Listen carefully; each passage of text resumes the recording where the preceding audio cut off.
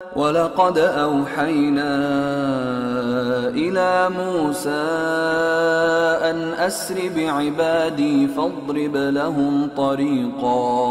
فاضرب لهم طريقا في البحر يبسا لا تخاف دركا ولا تخشى فأتبعهم فرعون بجنوده فغشيهم من اليم ما غشيهم وأضل فرعون قومه وما هدى يا بني إسرائيل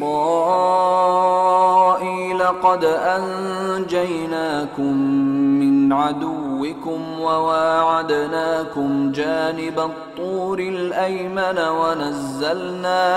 ونزلنا عليكم المن والسلوى كلوا من طيبات ما رزقناكم ولا تطغوا فيه فيحل عليكم غضبي ومن يحلل عليه غضبي فقد هوى وإني لغفار لمن تاب وآمن وعمل صالحا ثم اهتدى وما أعجلك عن قومك يا موسى قال هم أولئك على أثري وعجلت إليك رب لترضى قال فإنا قد فتنا قومك من بعدك وأضلهم السامري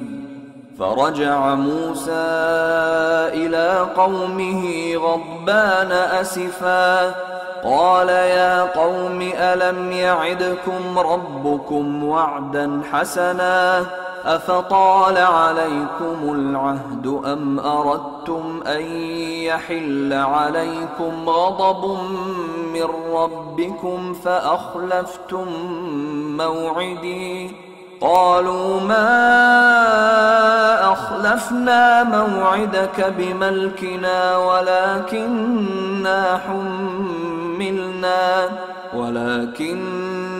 حملنا أوزارا من زينة القوم فقذفناها فكذلك ألقى السامري فأخرج لهم عجلا جسدا له خوار فقالوا هذا إلهكم وإله موسى فنسي أفلا يرون ألا يرجع إليهم قولا ولا يملك لهم ضرا ولا नफ़ा।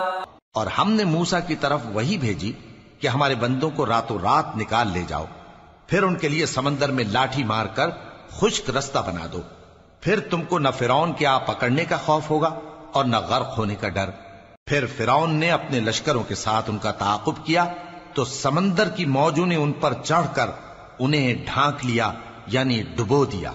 और फिरौन ने अपनी कौम को गुमराह कर दिया और सीधे रास्ते पर न डाला। ए आले याकूब, हमने तुमको तुम्हारे दुश्मन से नजात दी और तौरात देने के लिए तुमसे कोहे तूर की दाहिनी जानिब मुकर्रर की और तुम पर मन और सलवा नाजिल किया और हुक्म दिया कि जो पाकीज़ा चीजें हमने तुमको दी हैं उनको खाओ और उसमें हद से न निकलना, वरना तुम पर मेरा गजब नाजिल होगा और जिस पर मेरा गजब नाजिल हुआ वो हलाक हो गया।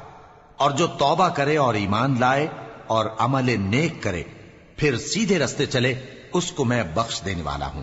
और ए मूसा, तुमने अपनी कौम से आगे चले आने में क्यों जल्दी की? कहा वो मेरे पीछे आ रहे हैं।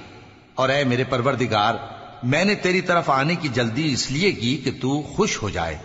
फरमाया कि हमने तुम्हारी कौम को तुम्हारे बाद आजमाइश में डाल दिया है और सामिरी ने उनको बहका दिया है।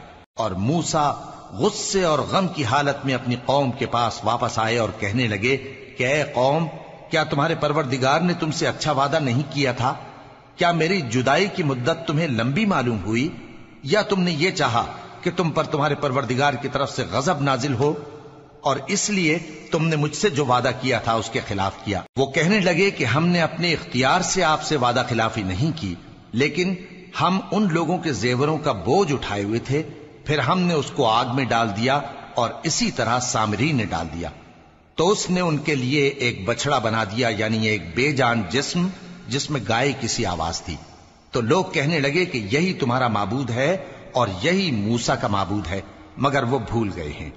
تو کیا یہ لوگ نہیں دیکھتے کہ وہ ان کی کسی بات کا جواب نہیں دیتا اور نہ ان کے نقصان اور نفع کا کچھ اختیار رکھتا ہے؟